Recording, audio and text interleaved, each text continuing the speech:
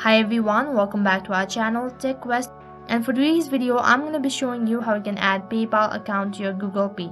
So I'll be guiding you throughout this video. Make sure to watch this video till the end and follow the instruction as guided. First of all, you'll have to log in into your Google Pay, and once you're logged into your account, right at the bottom you have an option as payment. You have to tap on it.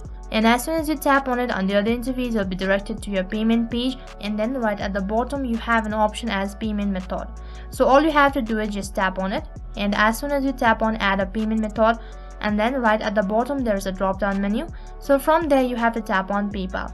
So once you tap on PayPal, on the other interface you have to enter all of the information that is associated with your PayPal account, and once you're done entering all of your information, and then tap on submit, and it might take an hour to link your PayPal account to your Google Pay, and after an hour or a day you'll be notified that you've successfully linked your PayPal to your Google Pay. So that is how you can link your PayPal to your Google Pay account.